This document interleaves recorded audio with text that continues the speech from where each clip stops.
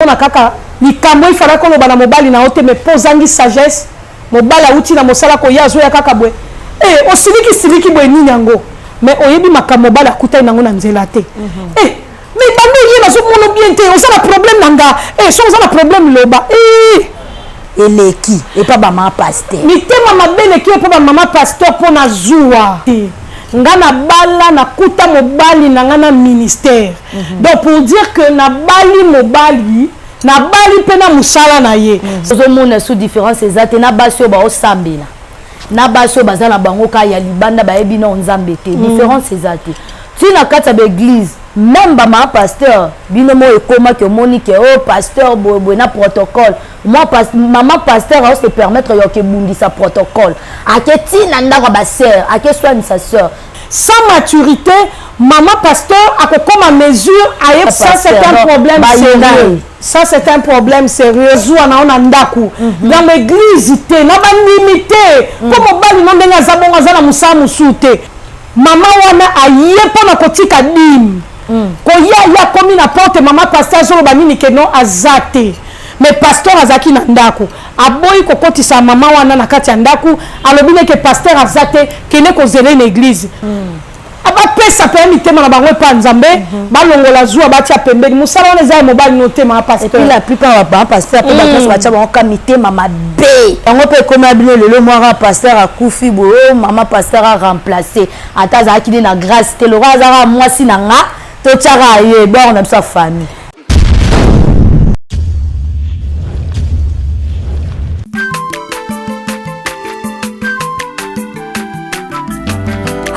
Mwana motote po akosangai abongwa ni pete po awangata nzambe ya le nazarien le nazarien le nazarien le nazarien bana kitoko koma mopondima atako babakola ke mafuta na musakolima lelo ya yo bolingo bateli le nazarien lipamboli oyo monana katempeni mama kantelobi koleke mapapu masope mafuta tokokesikana olongo na nzambe oyo babenga na makomi. Merci de vous rencontrer encore aujourd'hui dans notre chaîne Les Nazariens TV. Binonyo Sobomesana Kolanda Bisso. Merci également à Maman Tiffany Moko, la princesse de Jésus-Christ. Pour la confiance, Oazo continue toujours couper sa bisso, tous en émission Table Sainte. Je dédie cette émission à toute la famille Nimi depuis États-Unis d'Amérique. Papa Albert Nimi, Juste Nimi, ma belle-sœur Nanga Landrine, Yannick Nimi, Prince Nimi, Binonyo Soba Nimi, famille qui assis sur Mobimba, na dédié émission Oyo et pas na Bino. Lelo toza na émission na biso Table Sainte kande boebi to yambila kabino basali nzambe toujours pour na komema ko bakisa en plus na ba connaissance na bino bible lobi mon peuple périt par manque de connaissances donc yango to benga ka basali nzambe pour na ko bakisa lisusu en plus na ba connaissance na bino lelo toza na mosali nzambe que je suis tellement ravie ya romona lelo maman pasteur Véro Lumbala bonjour maman bonjour azabongo ya église sacerdoce royal bango et bango mibale na papa pasteur Lumbala donc bango de basimbi pena sacerdoce royal so moniti le télémezo kwea te malgré mi pépé en tout cas c'est une femme forte vraiment à soutenir ministère avant de continuer non c'est na régie ba balancer les biso chanson moko tozonga juste après c'est parti.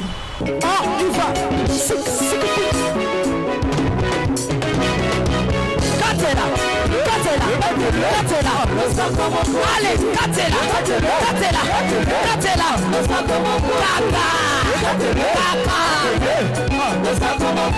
Yambalo ya taba pasteur bakokata.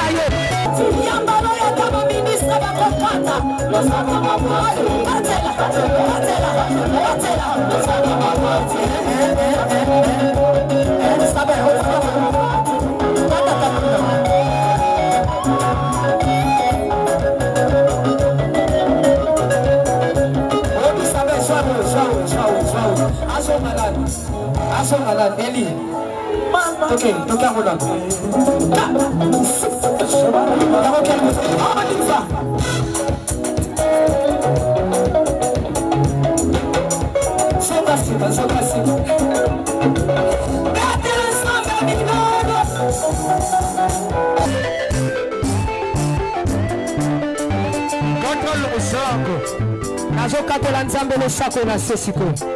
Tozokata losako siko tuna. Nalingi nakatela nzambe losako. Losako awa.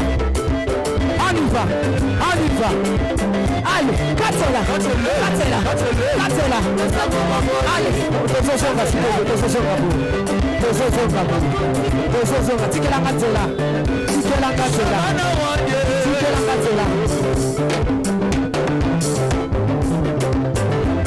Nazozonga, s'il vous plaît, tikatela. Yoka. Olingi lipal. Olingi kopot. Olingi mosala. Bona nini.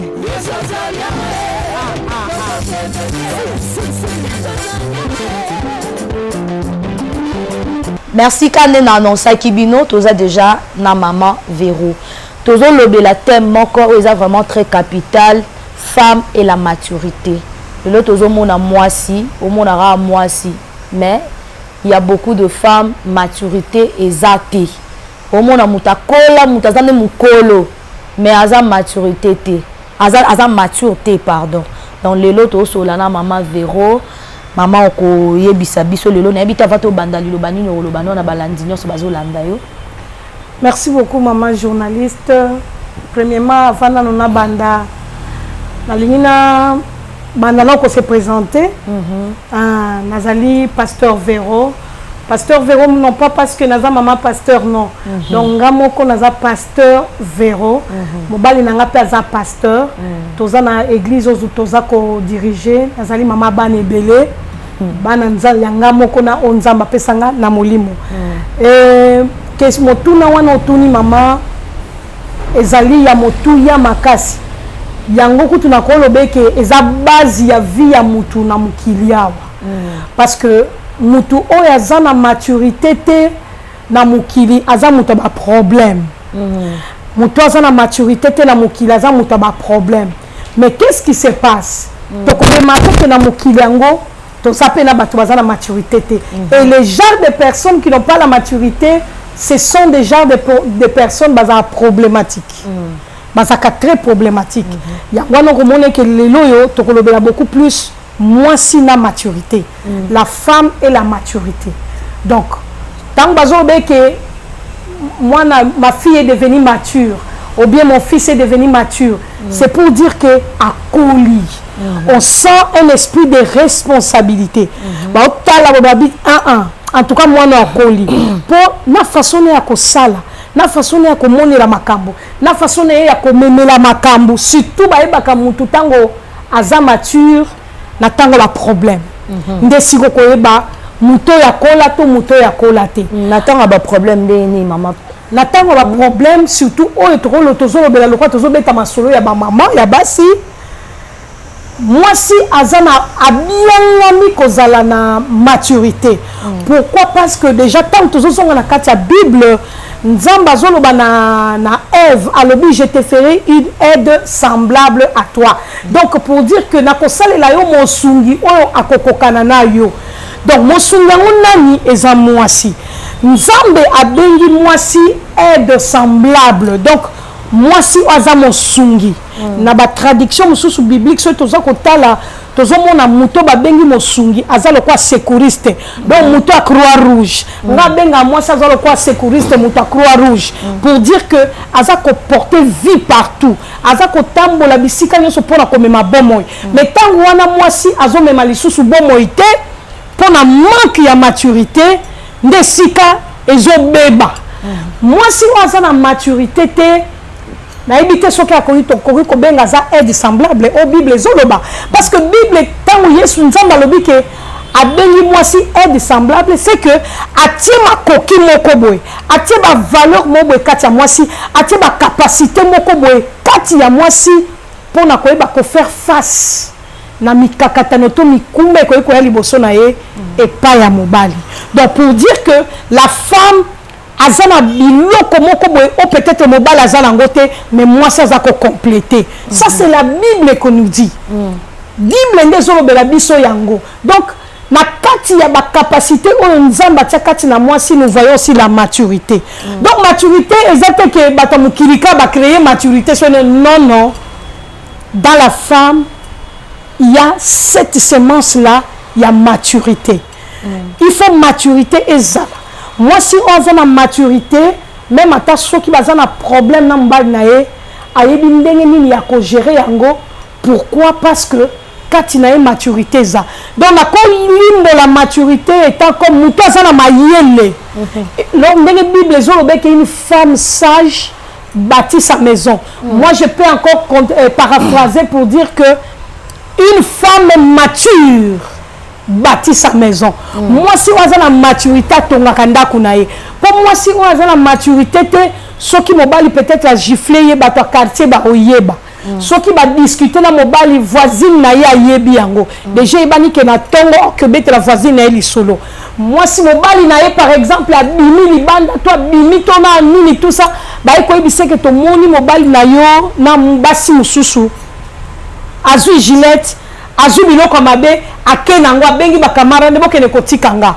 Or, lelo oyo étant comme ba servante en Nzambe, tozo obake comment bilo moko démodé. Ezaka sou na valeur te. Lelo to lobake que moi si oza mature, to moi si oba bengami aide semblable, il faut tia mabolongo na ina se. Mokili obeba kilo babengaka balobi mwasi nzoto mais ngana lobaka mwasi muto esala pe mabolongo na se. Donc tango wana mikakatano mupepe ye mama oyo aza na maturité mabolongo na se. Mais maman pasteur maman zéro lelo tozomona sous différence ezate na basi oyo baosambela na basi oyo baza na bango ka ya libanda bayebi na nzambe te différence ezate tina kati ya église. Même maman pasteur binomo ekoma ke moni ke oh pasteur boy na protocole moi maman pasteur a se permettre yo ke bundi sa protocole aketi na ndako ba sœur ake soigne sa sœur et puis bokoma mi ko empêcher pe ba ministère a mobali évoluer te au monde tozo kangama na siko o sola na badundeni. OK. Na lobakelo komoko merci beaucoup maman nangai pona motuna na yo eza très capital. Motuna wana tokoki kosala nango ata rencontre ya ba femme servante de Dieu et batu bakoya ebele. Pourquoi? Parce que ce sont des choses ezo bousculer ba ministère ya mibali na biso. C'est ngana bala mobali kakate. Ngana bala na kuta mobali na ngana ministère. Donc pour dire que na bali mobali na bali pena musala na ye. C'est pour dire que là il faut na sungaye pour musala wana kende liboso. Soki na sungi mobali wana te ekozala pasi. Alors, lelo effectivement tozomona biloko yo zoloba. Moi je peux qualifier maman pasteur oyaza zuwa mingi. C'est du manque de maturité. Sans maturité, maman pasteur a se permettre de trop. Sans maturité, a la même kobanda ko brutaliser même bandimi. Sans maturité, maman pasteur a comme à mesure aye ko vendre la papa na porte ata la bateau papa zo yamba. Sans maturité, maman pasteur a un conflit na ba jeune sœur dans son église. Maman yango musalanga na zo sala. Yabi ko maman pasteur mon église base na ba jeune sœur ba yo kana raté. Dans ba solo la raté. Ça c'est un problème. Alinga raté ba to bo kende kota pasteur. Ça c'est un problème sérieux. Ça c'est un problème sérieux. Maman journaliste nangai oyego benga ngana lo balikambo lokolo yebaki nazo ko encadrer ba maman pasteur. Nazo ko encadrer ba servante de Dieu. Ba oyo nyonso tu bana ba problème wana mususu a fragiliser ministère ya mobali na ye pona zuwa. Mama zela mobali no na ndaku sala zuwa na ona ndaku. Dans l'église te na ba limité. Ko mobali no ndenga zabonga zala musa musute. Peut-être yango nde musala o ya sala ka en plein temps. Biro na ye yango wana. Yo mwasi eloko ni ko sala po biro wana ekende liboso.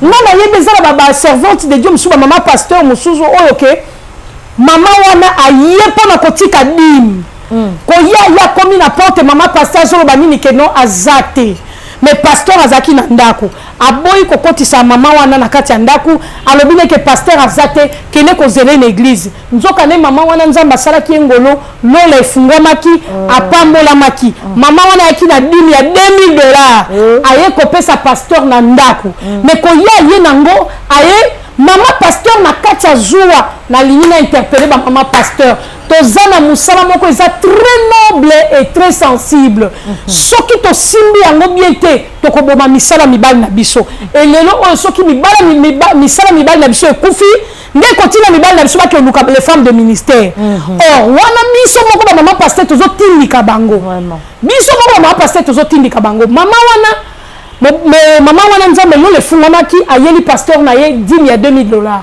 mais maman pasteur na kati ya zuwa na ye alobine en tout cas maman pasteur azate mais nzoka ne pasteur azali na ndako pasteur azate zela eka na pokwa na église ok c'est bon maman na kei kasi maman wana kei maman soki aye kasi okoyebisa ke maman fulani nde ayaki koluka ye maman wana ake na ye mwasi akoti na ndako akoyebisa ke nono maman kingandi ayaki koluka yo mais na yebisi eke bokutana pokwa na église abi pona nini osali bongo mama naolia bakiti na bamesa atanya ukondoko namona yo nacha yo na mwamba na minito na kata pena katikati ya saki ya fufu. Oui, alors est-ce que tu bonjour Boni et l'autre côté et puis qu'il y a mon bureau à travailler tes micros donc dès que ça on a eu galère na niveau 0 tout ça la boy ngai naza na mbongo vraiment mingi te mais nazotiela bino mwa mokio naza nango na agence moko boye Nazareta. Caritas c'est du sérieux.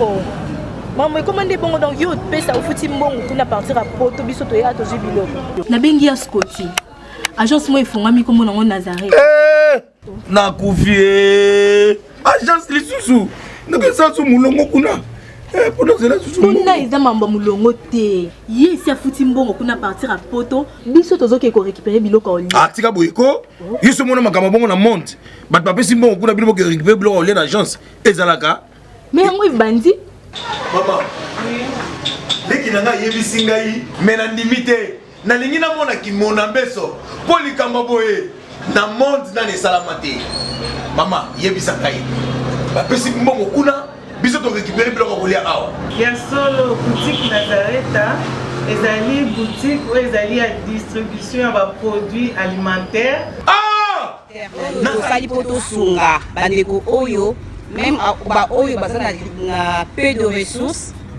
comme na boyede bandeko na baza na niveau à Kinshasa même avec un petit rien donc à partir à $10 $15 donc so na mbongo te ndeko na pota ko sunga yo awuzika biloko kolia.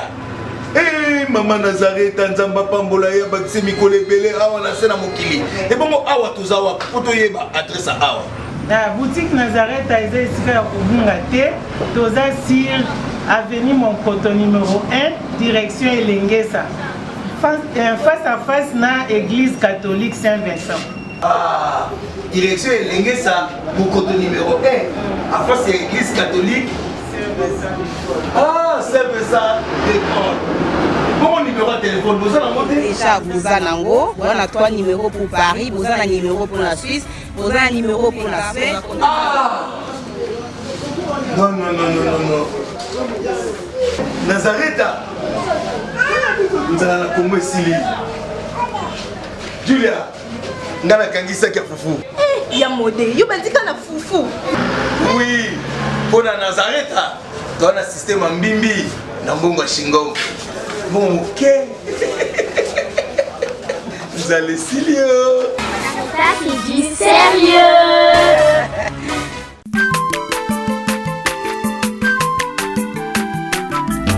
Aza mwana moto te po akosangai abongwani pete po awangana nzambe ya le Nazarien, le Nazarien, le Nazarien, le Nazarien. Atako babakolaki mafuta na mosakoli lelo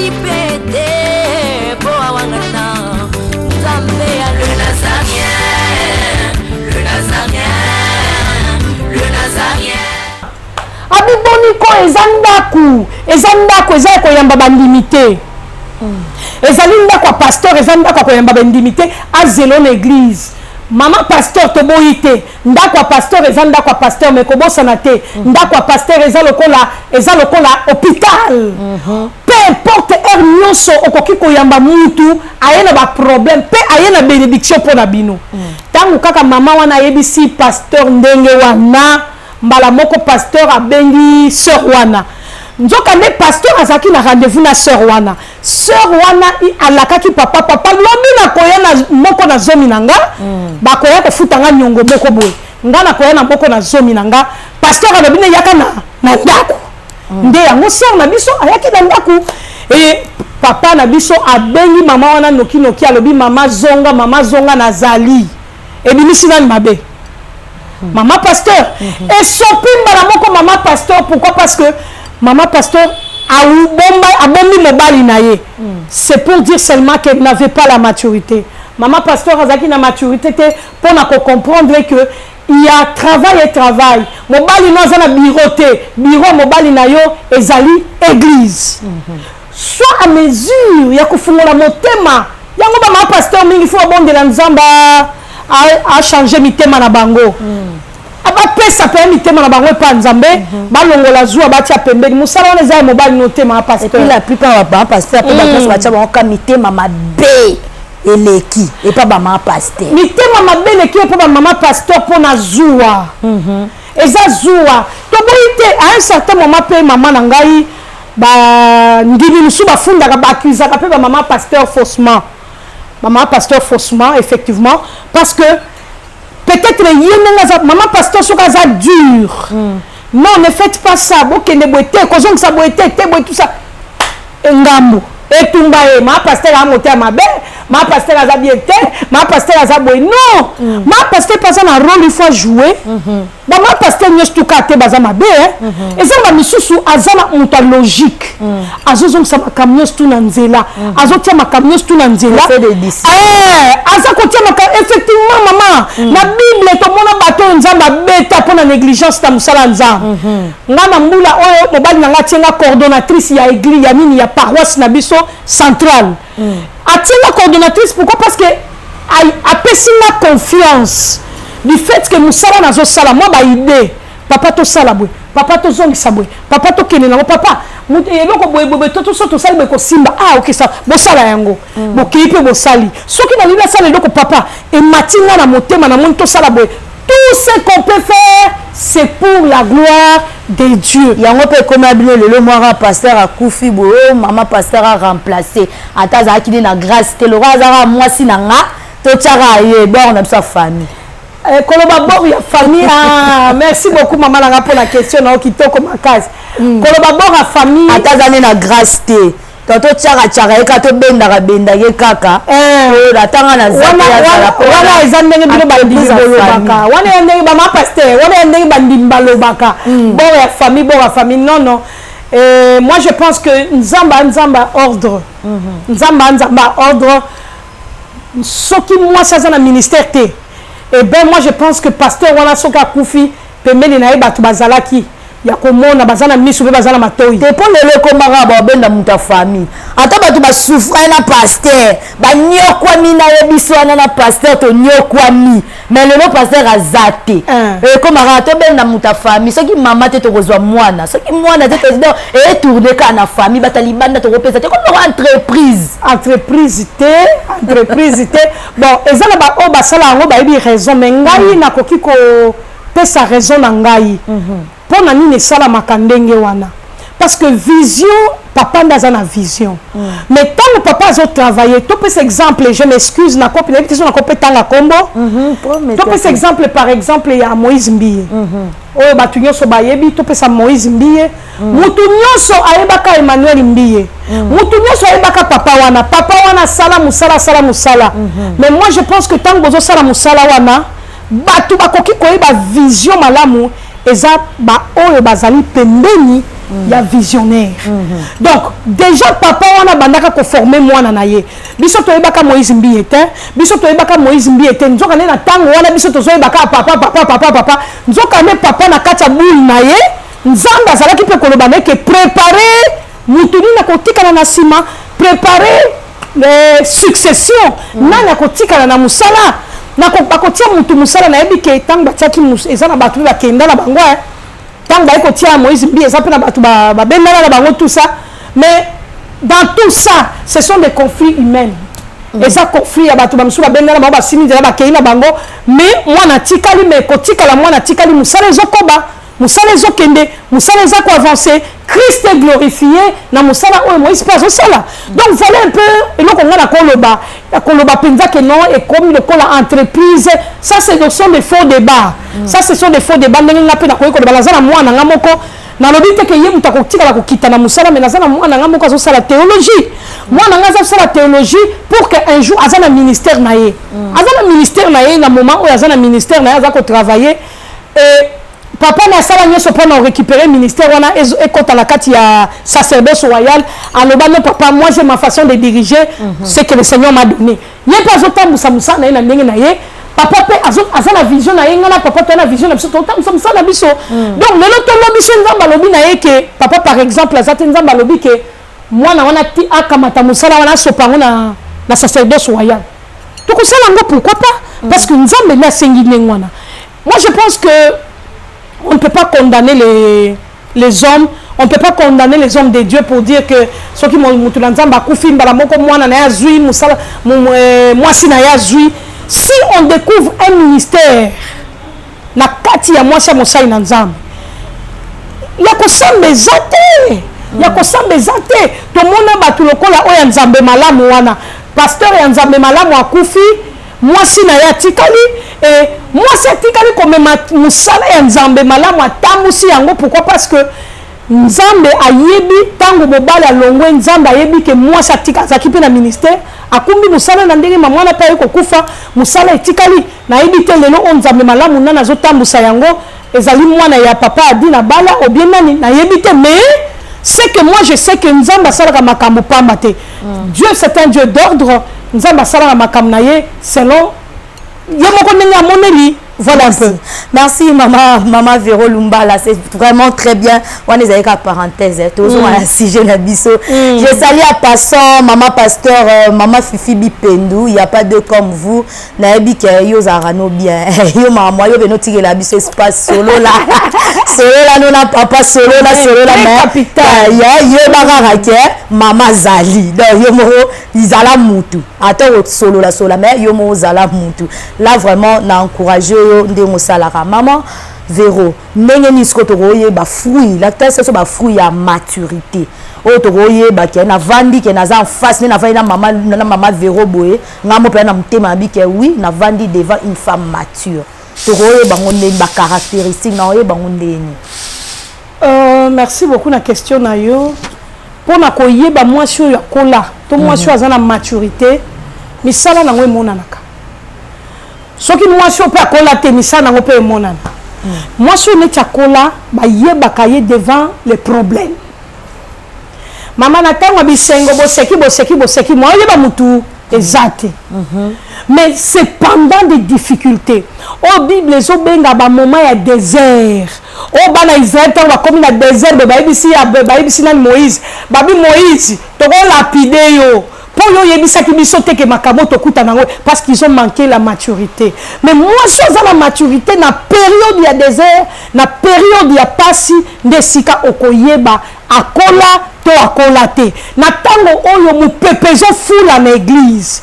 Église zo ningana. Ngana mwana ba maman pasteur bakanga bisaka balobi ke bakeye po ete bandimi pe mo ba blague mo ba nini leki trop na balaka pasteur na balaka musala nzambe te donc tikala na musala na yonga na kei. Moi je sais jusqu'aujourd'hui il y a des femmes qui ont claqué les portes bakanga pe ba porte na bango pona lobe ke ekosimba te. Tu n'es pas mature parce que c'est devant des situations difficiles que on peut comprendre, qu'on peut discerner que cette femme là azali na maturité. Ma crise na kati ndaku ozo gérer bana na ondenge ni yo maman to lo bakaba maman pasteur te yo mwasi ozo gérer bana na yo ndenge nini ba crise ya bana na yo bazanango ozo ba parti pris yo moko mama okabola bana ba mission linga bango ba mission linga bango te est-ce que yebi que ezala bana no musu bazala ba blessure intérieure pona makambo yo sala bango est-ce que yebi que na bana no musu ezala bana musu basi ba comprendre que ozala ba parti pris ba mission linga bango te. Une maman, surtout une femme qui connaît le Seigneur, ne peut pas se comporter comme ça. Parce que, maman n'a pas de maturité. Juste ta façon de faire devant des crises.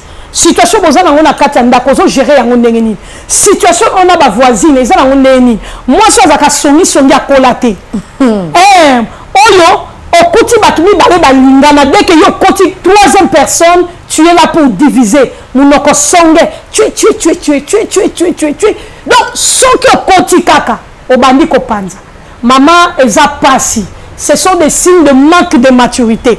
Mais moi si oyo azana maturité tango akoti batumi bale akoti na kati o renforcer bango. Neti Bible ezolo bala biso ke singa oyo to singa oyo ezana ba corde oyo ezana ba singa misatu e katana ka facilement te. Soki eza singa mibale ezana possibilité ya ko katana. Mais soki comme misatu et ça la singa moko peut sentir ça très soudé. Une femme qui est mature soki akoti na kati ya batumi bale c'est pour le rendre solide. Pour na kosale ke bakoma makasi, bakoma na boyokani et ozo ko apporter un plus. Et si ka solution ezala ki te moi sans la maturité, atiki moi kimia, apesi moi solution. OK quelque part, yonde maman oza la maturité ba lukaka yo pona ko benga bo benga no ma agilité kuna. Biso wa ki on a problème. Bo benga ma agilité ko kabola, makambo ezali awa. Donc tu es une référence en bien. Donc ce sont des signes déjà, ce sont des signes que moi je suis la maturité. Et puis les sous nandaku beaucoup ça besoin na mbongote. Moi je suis la maturité, alors là ça bien. Alors là ça bien. Mobile article mbongo malonga te mais ya ebike na yeso longo e simba. Ngana lobango e ko simba, na yeso longo e ko simba. Batike na 5000 francs loba maman, c'est possible. Mieux vaut que rien. Mais aussi longtemps que nana moi 5000 et ça les locaux. Donc on joue ya qu'ils ont la chambre beta ma bonne on a c'est lukan zambe le banzambe. Yo baki na ko multiplier mapa. Yo baki na ko multiplier ba mbisinga on dit que na 5000 francs multiplication ko salama. Parce que il faut qu'on te trouve avec quelque chose. Pour te multiplication salama il faut en loko. So za les loko te, loko pesate. Batike le bongo wana otiki osana ngoni 5000 francs na osana maman va jouer kaka comme c'est jamais peut-être tant aux moins 5000 wana okena wenze okuta na ba connaissance na kosomba bisomba somba no kosomba wana nzamba koyeba ko fructifier yango somba kaka ndenge zali yakanango. Le Seigneur voit la première bonne volonté oyo kozanango mais soki boyi 5000 ba pese pas mobali. Moi je pense que oza mwasi moko ya zoba oza mwasi moko ozobuka ndaku na yo pe yo moko oza ko se ridiculiser pa mobali na yo mobali na otala ka bi mwasi na linga 5000 te et pas mwasi na 5000 et ça va elo te mais na 5000 soki solution ezali mobali na le ba non ma femme est capable ma femme a la possibilité de faire quelque chose 5000 on a zuna ki na okana ndaku e bote loko mais soki boya ka ba 5000 mobali o pesa yo même attends je na musala zu 5000 allié n'est qu'à connaître kuna asomi moi sucre na asomi moi lipa na asomi moi nini na papa allié si la bimie vena zonga nga maboko pam bon moi si nga linga kamboko ya ebele. Maman Véro c'est très bien na lingo peut cette différence entre femme sage na femme ba bengi mature. Différence c'est ça ton femme de baba femme sage na femme oaza mature. Est-ce qu'il y a une différence là où expliquer biso? Différence ezali et puis na koloba ke ezandenge mon côté. La sagesse est dans la maturité. OK? Parce que maturité, ce qui nous a la maturité, ne ayebi même ko répondre mutu bien. Ne sika mutu loba sage. Devant une situation quand on est mature, forme ko salela yango asalela on a sagesse. Donc sagesse c'est une autre dimension. Il y a façon ya ko salela makambo, il y a façon ya ko kumela makambo. Mais tandis que la maturité Oh, bah, le même les apôtres le mariage c'est pour le mature. Donc, même le mariage, voilà. Donc, mouton a monique na coli à koki ko bala pour dire que je suis sûr que na koka gérer moi siwana. Je suis sûr que na rosa capable de gérer moi na bato. Ya ko lier sa moi na bato. Ya ko lat sa moi na bato. Donc, je me sens mature. C'est ça. Donc, sagesse, ma maturité, et sagesse, ça a katia maturité. Quelqu'un qui n'est pas mature, à couper ça jamais réponse à bien. Quelqu'un qui n'est pas mature, il n'a pas la sagesse. Au monde, il faudra qu'on ait mobile, il a mais posant sagesse, mobile a outil na mosala ko ya zo ya kaka bwe. Eh, osiliki bwe ni nyango. Mais oyebi makamobile a kuta nango na nzela te. Eh, mais bando yé na zo mono bien te, on a problème nanga. Eh, so on a problème loba. Eh, moi si azangi mayele, elle n'est pas sage. Mais quand elle est une femme qui est mature, heureusement, mobile papa, na mon humeur a bien été. Est-ce que le problème est ça? Directement, mon temps qu'on y moi, je suis dans la sagesse. Ayeba mobile, il a maîtrisé mobile. Et maintenant, on a quand la sagesse autour là. Papa, est-ce que le problème est ça? Directement, papa, bah oui.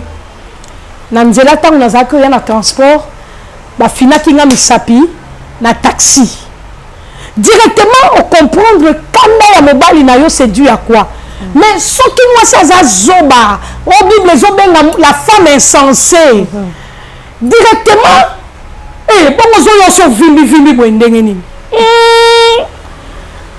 ma chère, je te dis qu'il y a même des femmes qui sont très impolies. Attends la sagesse ndengenini. Mais ce qui ont polité, là je dirais encore que la sagesse. Politesse, c'est la carte de sagesse. On ne peut pas prétendre être sage si on est impoli. Si on est impoli, on est impoli, façon qu'on répondre au mobile, on est impoli. On a maturité, on a sagité, et ça, la réponse me souffre, on a PC lango directement. Moi, je suis à ma yéle. En tout cas, moi, je suis à la politesse. Et ça, je suis à répondre au mobile, on a fini à mise à batou. À l'objet, on a bien à mise à batou. Mais on a beaucoup répondre, il y a kimia. Et lui, on a accepté que, oh, papa, le kelinga, on a récupéré batou bakende. On a récupéré la nenga kuzu, papa. Et bon, bête ingawana. Et Zaki m'a bien à mise à batou. Tu vois un peu? C'est les caractéristiques de la sagesse. La sagesse. Donc, mais moi, je suis en impolitesse. Attends, ça sage. Impoli égal, impoli. Et bon, on répond à Bossani qui est pembe, Nibisika Bazabatu Bazali. Et on se répond et mes amis, on se répondre à maman, si j'ai ma kamabasi est très vaste. Donc, ce qui te rejoint, mais j'aimerais que tu rentres encore. Cette fois-là, sur le langage de la femme. Langage, moi, si je ne bien, même à terminer des fois, on sait que mobile non bon. Donc, moi, il y a un mobile, on sait que monde il y a un wenze te. Bakenda kana divagation te pour la rencontre na kata poche à muninga. Et ça, moi, il faut dire la poche à mobile. Alléluia. Merci, maman Véro, merci. Bandimino, ça le Nazaria, balandina biso nabike. To katibino posa lelo. Nabike maman Véro, vraiment katibino posa. Mais je crois que aux hommes à l'issoussou, les cambalanga, joana, yango zo boma, katela, mninga lingala. Bon, il est la bataille. Aux hommes, ça m'a pas non la bataille. Vraiment. Donc, on continue dans Maman Véro, Azawana, je crois, Azana Bisso, tu as déjà famille, tu as déjà placement, à Rosalana pour nous continuer na Bisso. Mais pour la Lelo, Maman Véro, on a habité mot de la fin, parce que tous ensemble, il y a Lelo, Potoclan, Landignon, Sabazo Landayo, Maman Pasteur, Bandimi, Maman Servante, Batunion, Sabazo Landayo, on a habité Sokyoko, le Balabango. Merci beaucoup. Liloba et Koki Kozanga te pour na koloba. Maman pasteur Véro, quand Nenge Boyoki, c'est une servante de l'Éternel. Azo ko encadrer plateforme mon corps, ministère mon corps, il y a encadrement de femmes. Comme on en femme relève ta tête. Femme relève ta tête. Toza sur Facebook, toza na YouTube, toza na Facebook, toza na WhatsApp. Donc, quand la femme relève ta tête, merci beaucoup, Nzamba Pambola. Voilà, merci beaucoup. Vous s'abonner l'issue est belé dans les Nazariens TV. Vous s'abonner massivement. Merci na binonyo soto bozala ki wana pour na kolanda biso partout bisika nyonso bo disposer qui baton na bino. Merci également na papa Alphonse qui assis soit mon papa en tout cas vraiment donc azo sala toujours ben fort na linga ki pena loba un plus ko pambola kolo visionnaire ya musala oyo maman Tiffany maman Tiffany oyo yo ebele yango yo zwa yango ma émission e ba chaîne aboye eza mingi te umela mama chaîne moko boye ezoloba sur makambo oyo table sainte eza awa te table sainte eza ya munene amen te yambi yango merci également merci na maman Tiffany moko la princesse de l'éternel humble servante yazarane compliqué te azarane trop simple vraiment merci beaucoup na confiance sur bozo pesa biso tokutani na prochain numéro mais na la kibino ke mama Vero Aroya ate abino yo mutozo ebana ko se maîtriser te oza na maîtrise merci naolia bakiti na bamesa atanya ukondoko namona yo nachayo na mwamba na minito na kata pena katikati asaki ya fufu. Oui, alors est-ce que tu bonjour Boni et l'autre côté et puis qu'il y a mon bureau à travailler tes micros donc dès que ça on a eu galère na niveau 0 tout ça la boy ngai naza na mbongo vraiment mingi te mais nazochela bino moi mukio naza nango na agence moko boye Nazareta qui dit sérieux. Oh maman comment des bon donc yo pesa au futi mbongo kuna partir à poto biso to ya to jibilo na bengi ya Scotty agence moi ifungami comme nango Nazareta na kufie agence lisusu ndeke sasu mulongo kuna pour cela susu kuna eza mambo mulongo te yesi afuti mbongo kuna partir à poto biso tozoke ko récupérer biloko oli tika boyeko yiso mona makama bongo na monte bat papa si mbongo kuna biloko récupérer biloko oli na agence ezalaka mais yango ibandi mama leki nanga yebisi ngai mais na ndimite na lingi na mona kimona mbeso polikamba boye na monde na nesalama te mama yebisa ngai bapesi mbongo kuna biso to récupérer biloko kolia awa ya solo boutique Nazareta ezali boutique ou ezali ya distribution ya ba produits alimentaires nasali po tosunga bandeko oyo même ba oyo baza na peu de ressources comme on a été bandeko na baza na niveau à Kinshasa même avec un petit rien. Donc à partir à $10, $15. Donc si on a un bon côté, nous devons la photo ko sungayo a ozuka biloko kolia.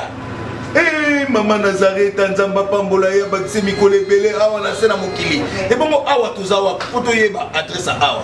La boutique Nazareta est ici à Kubungate, toza sur avenue Monkoto numéro 1, direction Elengesa. Face à face na église catholique Saint-Vincent. Direction Elengesa, Monkoto numéro 1, à face de l'église catholique Saint-Vincent d'école. Bon numéro de téléphone, vous avez monté déjà, vous avez nango, vous avez 3 numéros pour Paris, vous avez un numéro pour la Suisse, vous avez un numéro pour la Suède. Non. Nazareta, vous allez la Congo Sili. Julia, ngana kangisa kia fufu. Ya modé, yo bandika na fufu. Oui, pour la Nazareta, dans un système en bimbi, na mbongo shingo. Bon, ok. Vous allez Silio. Qui dit sérieux.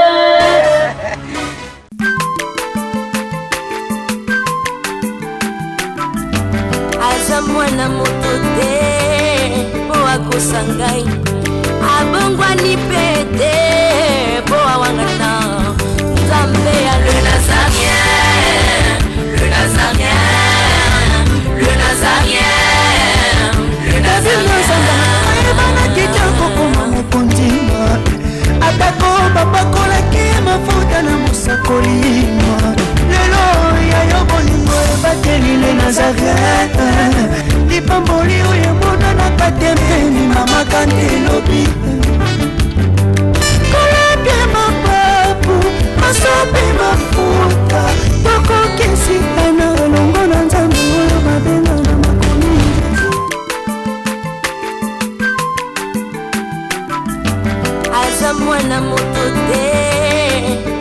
akosa ngai abongwani